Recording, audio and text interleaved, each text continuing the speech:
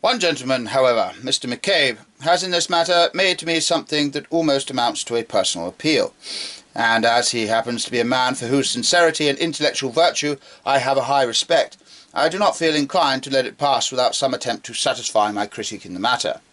Mr. McCabe devotes a considerable part of the last essay in the collection called Christianity and Rationalism on Trial to an objection, not to my thesis, but to my method, and a very friendly and dignified appeal to me to alter it. I am much inclined to defend myself in this matter out of mere respect for Mr. McCabe, and still more so out of mere respect for the truth, which is, I think, in danger by his error, not only in this question, but in others. In order that there may be no injustice done in the matter, I will quote Mr. McCabe himself. But before I follow Mr. Chesterton in some detail, I would make a general observation on his method. He is as serious as I am in his ultimate purpose, and I respect him for that. He knows, as I do, that humanity stands at a solemn parting of the ways. Towards some unknown goal it presses through the ages, impelled by an overmastering desire of happiness. Today it hesitates light-heartedly enough, but every serious thinker knows how momentous the decision may be. It is apparently deserting the path of religion and entering upon the path of secularism. Will it lose itself in quagmires of sensuality down this new path, and pant and toil through years of civic and industrial anarchy, only to learn it had lost the road, and must return to religion?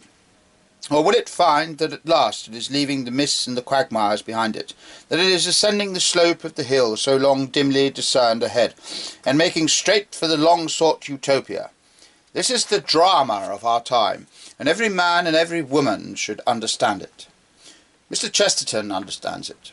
Further, he gives us credit for understanding it. He has nothing of that paltry meanness or strange density of so many of his colleagues, who put us down as aimless iconoclasts or moral anarchists.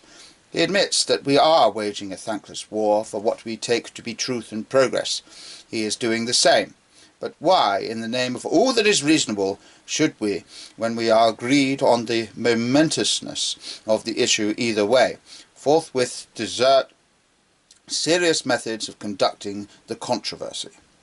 Why, when the vital need of our time is to induce men and women to collect their thoughts occasionally, and be men and women, nay, to remember that they are really gods that hold the destinies of humanity on their knees, why should we think that this kaleidoscopic play of phrases is inopportune?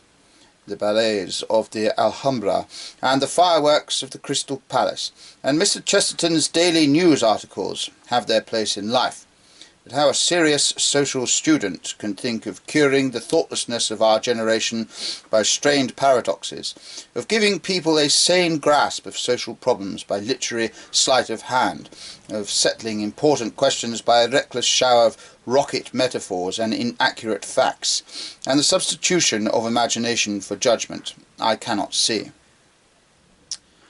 I quote this passage with particular pleasure, because Mr. McCabe certainly cannot put too strongly the degree to which I give him and his school credit for their complete sincerity and responsibility of philosophical attitude. I am quite certain that they mean every word they say. I also mean every word I say. But why is it that Mr. McCabe has some sort of mysterious hesitation about admitting that I mean every word I say? Why is it that he is not quite as certain of my mental responsibility as I am of his mental responsibility? If we attempt to answer the question directly and well, we shall, I think, have come to the root of the matter by the shortest cut.